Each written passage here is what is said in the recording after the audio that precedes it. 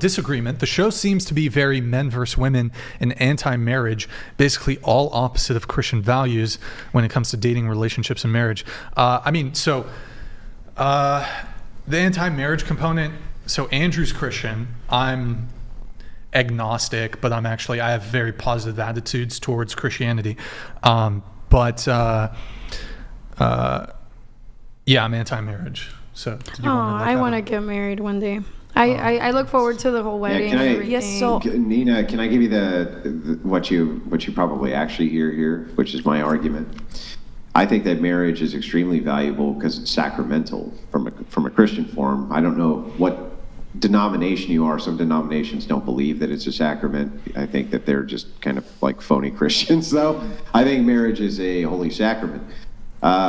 But what I don't understand is what incentive an atheist has to get married. Like, I actually don't understand. If I was an atheist man, I would not want to get married. It's literally fixed against them. So what would their incentive be? Like, can you give me a good argument if I was an atheist, let's say? Give me a single good argument for why I should get married. Health insurance and other government benefits. Yeah, I know. Yes, I know. I just want to, if you don't mind, if I could finish the conversation with the person I'm talking to, that'd be great. Nina, why, if I was an atheist man, should I get married?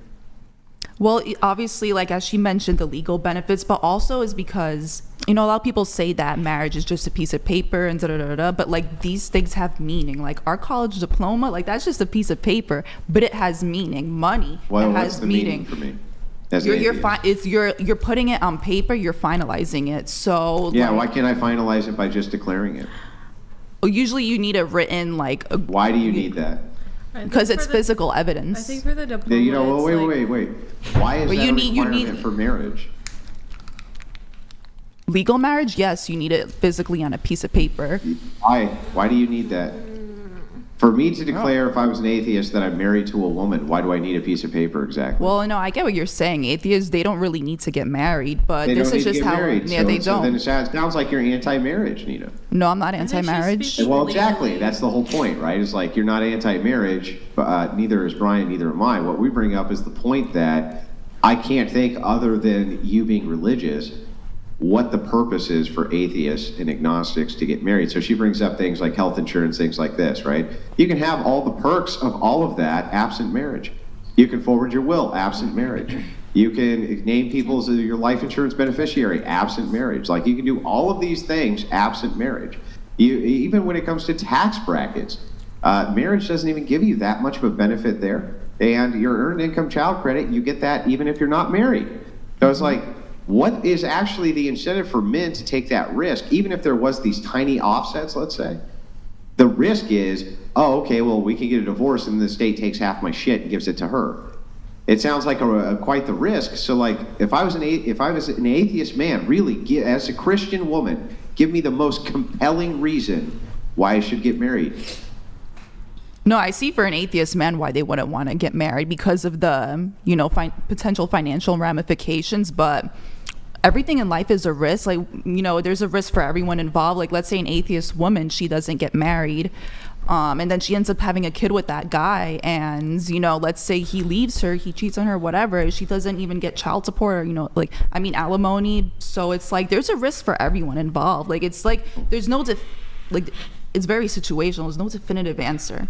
So it doesn't sound like you would advise atheist women to get married either. Like, if you think it's that risky. So like, everything in life is a risk. Yeah, everything in life is a risk. In other words, how do we, as Christians, in other words, how do you incentivize an atheist man to marry a woman? Tell me how. If he wants to keep that woman in his life and she wants to get married, he has to put that on paper. She's an atheist. She doesn't care. But even atheist people still care about marriage because there's still that legal aspect that they don't care. They do care. Then why do they get married at such low rates? They still get married though, even if it's at a low rate. Like, we're talking about the atheist people who do get married. We're not talking about the rates. Satanists get married too, but like, if you can't offer a single incentive, in other words, if you can't offer a single incentive, Andrew, the reason atheist men should get married is this, and then that, and all the offsets for risk, right? Those are still there. So, like, what is your best? I'm a Christian, you're an atheist man, you need to get married because they still, from what I said before, you're making me repeat myself, that if they want to keep that woman in their life and that atheist woman wants the marriage, then he needs to marry her, and that's what marriage is. Security for a woman. It's security on paper. You're baking in brand new conditionals. You're saying, well, they should get married if that's the only way he can keep the woman. Let's assume for a second that conditional is not present. He can still keep the woman, even absent going and getting a marriage. Yeah, then everyone's happy. Tell me why he should do that. Why I'm not saying he should. Like, anyway.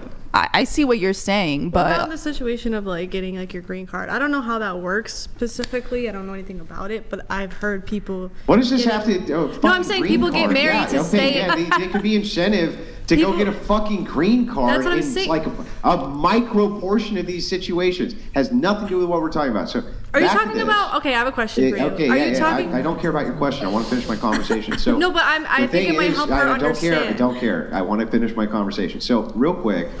Try to understand it from my perspective. You have 6 different people who are wanting to talk to you at once while you're in the middle of a conversation, right? That's actually quite rude of you to do. But anyway, back to this. If you can't offer atheist men an incentive, or you say the disincentives are there, where it's actually, you can see the risk. You're like, I can actually see the risk from your perspective and can't give you a good compelling reason to get married. That's where Brian is. That's exactly where he is. He's like, well, I don't believe in God, so why should I get married? And the Christian answer to this, they don't have an answer to it. And so I hear all these like Daily Wire guys and Michael Knowles and all these different, kind of like prominent Catholics and Christians talk about how atheists need to get married, but not a damn one of them will have a single conversation about the incentives and why they should, because they don't have an answer to it either. Isn't that bothersome that Christians refuse to even engage on this? They just refuse to acknowledge that they have no good reason to give atheists for why they should get married. They don't have a single one. Yeah, I don't claim to have all the answers. Okay. I just Can I know ask that my I want question God's favor over my life, and that's by Just to keep things, is it? I just have a quick question. Go ahead. Are you talking about getting married within the church and not just within the state? Is that what you're talking Well, about? I think You're for only Christians- specifically talking about getting married Yeah, I'll religiously. explain the delineation so that you understand. So sacramental marriage for Christians doesn't need to involve the state. We don't give a Okay. shit about the state. What does marriage have to do with the state? It's a sacrament from God. It has nothing to do with state authority. In other words, if I was on a desert island somewhere and I'm a Christian and the woman I'm with is a Christian, could we get married? I'm just saying, like, from what Hang on, answer my question real quick. you repeat the Could we question? get married Can from you- a Christian view? Can you repeat the question? Yeah, I know. You got to listen to what I'm actually asking you. If 2 Christians are on a desert island, there's no government, there's no other people, they're just stuck there, they're marooned, and they fall in love. Can they get married? No, there has to be a third person, doesn't there? Like Why? To officiate the marriage? Why? I don't know. I don't know anything about marriage. Yeah, That's you why I'm don't know, asking. right? Well, the thing is like the only reason that you think the government needs to be involved in marriage. No, I'm not saying is the because that's government. the I'm way it's saying always like a been done. priest. I'm saying like a priest, like a third person witness, like not like legally. I'm just saying like that's just from my understanding. When 2 people get married, there's always one person to officiate the wedding, whether it's a priest Yeah. or someone who's close in the family. That's very traditional, yeah. Okay. But is it necessary? Is the question. So I the don't thing know. is That's a like, good question. Yeah. So I'll just grant this to you. Yes, in a Christian marriage, the sacrament usually that's done by a priest in a church, right? So we would agree on that. But for an atheist, what's the requirement? Like, why is there any requirement? Why couldn't an atheist just be like, okay, we're married, and now we are?